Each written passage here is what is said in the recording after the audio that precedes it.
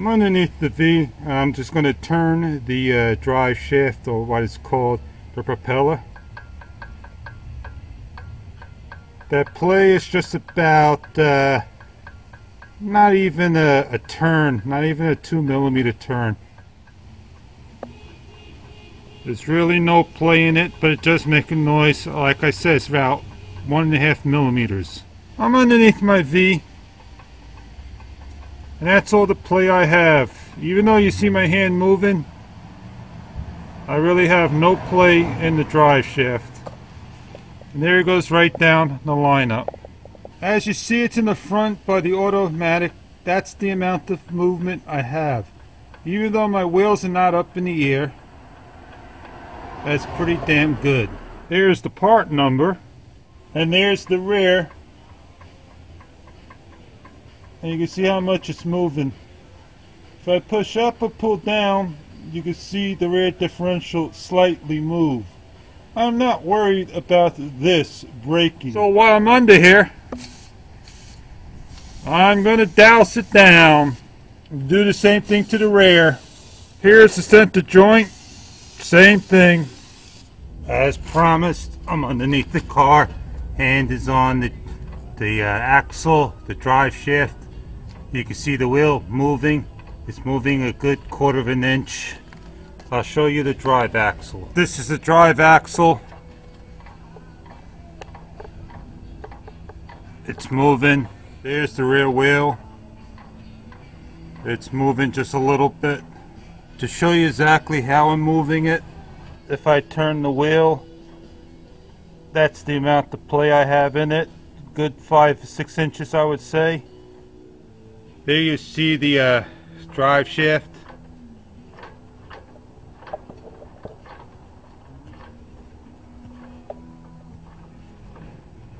That's the play. It looks like it's normal. Hey, welcome everyone to Honda SUV. We're going to be removing the propeller shaft, the drive shaft. As the car gets old, you'll be riding along, you hear this vibrating sound or wobble. It will go into the steering wheel.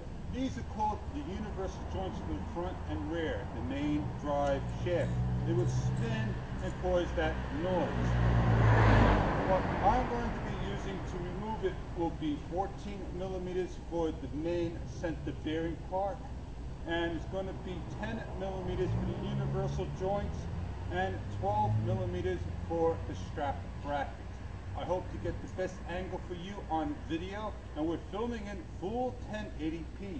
Let's get right underneath the car as I already loosened everything up, and let's hope everything comes out nice and easy. On with the show.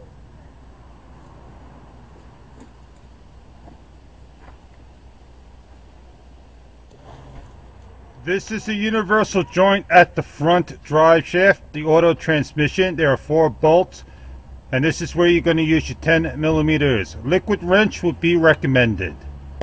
This is where you're going to use the 14mm on the TSP Honda strap that never wrapped correctly around the shaft. This is your second strap we're going to leave on. As you can see, I have a jack stand just underneath the shaft. And your rear differential, 4 bolts, 10mm. Let's get started. Let's take off the very top bolts.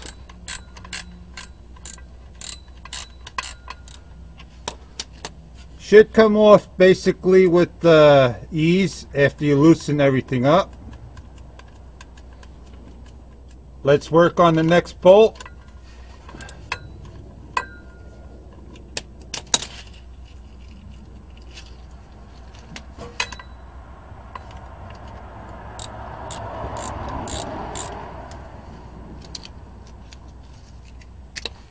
Ladies and gentlemen, as you can see, you need to pull back and the shaft will come out. Let me demonstrate. There you go. As simple as that. There you see the rear shaft off and the center seal or center shaft removed. Let's get to the front of the shaft. As this is the best angle I can give you, I've already pre-loosened the bolts, and I'm going to start with the top bolts that are the hardest to reach. Be careful of the shaft trying to fall off. It will start to slip. Have a jack stand behind you, or have your arms correctly underneath the shaft. Let the bolts drop, because you can always find the bolt later or have replacement bolts.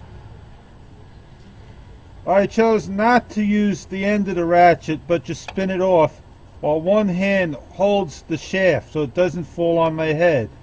Due to the 2002 Honda CR-V TSB recall, they have never put the correct wrap strap around. So one hand is always on. We can always reorder the shaft, and we can always order the strap and put a new one on, or we rebend the old one. One more bolt to take off. Make sure everything is held on properly. And I just have to love my neighborhood with passing cars trying to film. Last bolt coming out. Pulling out. Hand on shaft. Pull. The shaft weighs roughly around 25 pounds. As you can hear it coming off.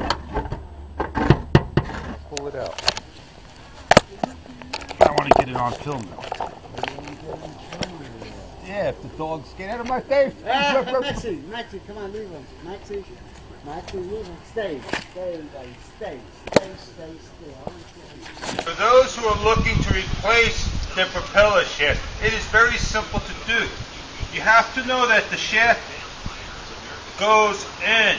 It compresses in. That was the problem that I had. Be very careful not to pull this out. This is 2 pieces. It weighs about 25 plus pounds. Bringing it to the shop, and off we go. Volume up a little.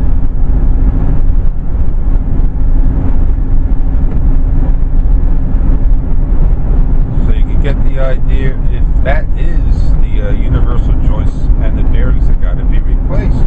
Thank you for viewing. Well, everyone, it seems it was not the shaft, the propeller shaft, or the drive line to the Honda CR-V. It's coming from the rear wheels. The rotor jobs were done, the brakes were done, so I'm hoping it's not the bearings or the axles. So let's put the shaft right back in the exact way it came out.